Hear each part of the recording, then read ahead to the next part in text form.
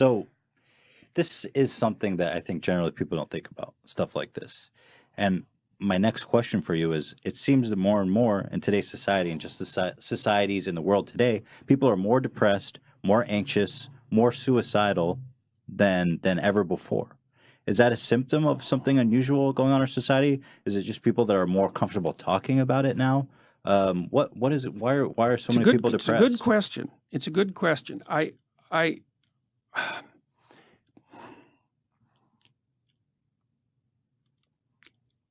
think at least part of it is the complexity of our society. It isn't certain how the future is going to lay itself out, and it isn't certain that what you knew in the past is going to be sufficient for you to move forward into the future.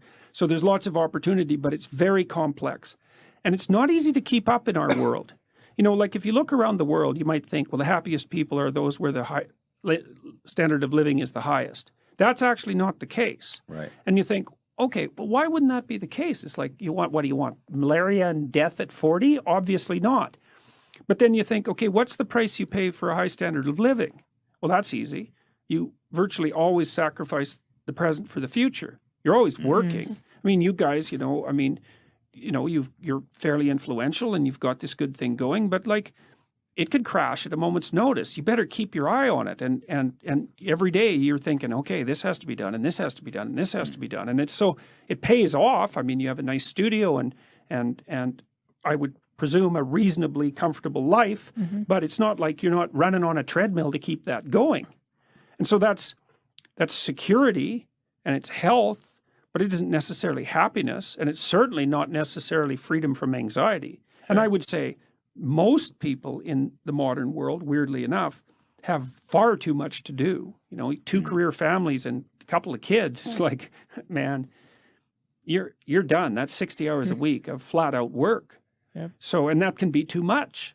And then I also think, because our society is philosophically unstable, and that's sort of reflected in this polarization, is that people are doubtful about whether their lives have any meaning, for example. You know, well, why bother? What's the use of it? Who cares? It's like, what difference is it going to make in a million years, you know?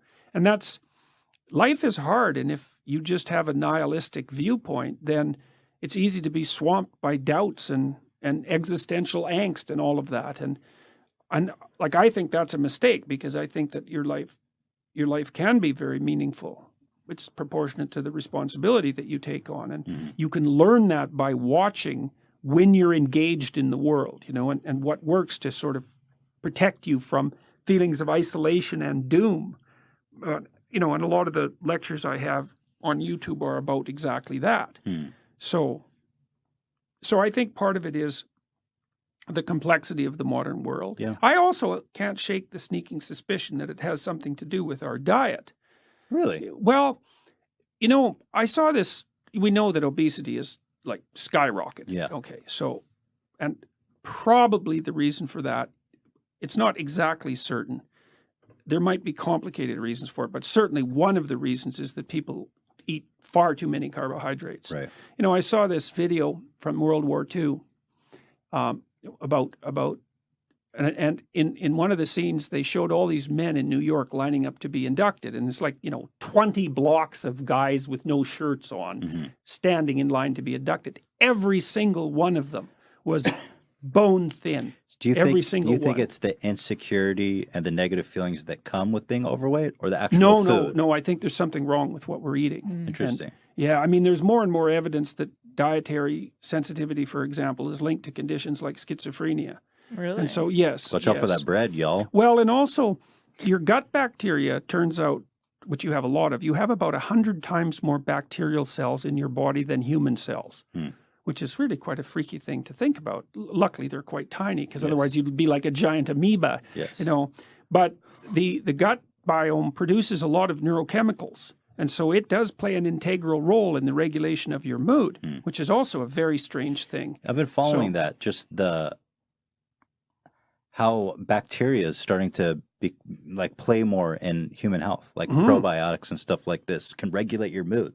That's so freaky. Yeah, it is. That's for sure. Yeah. Well, and you know, one possibility is that Well, let's say you eat a lot of carbohydrates and sugar. Okay, so what happens is that you grow bacteria in your gut that Right. really like carbohydrates and sugar. Right. Well, so then you think, well, I'm always having cravings for carbohydrates and sugar. It's like you're having the cravings, you think. Well, maybe not. Maybe what's happened is that, through a Darwinian process, you've encouraged the growth of bacteria that really like sugar and carbohydrates. And you think that same bacteria is messing with people's mood? Maybe.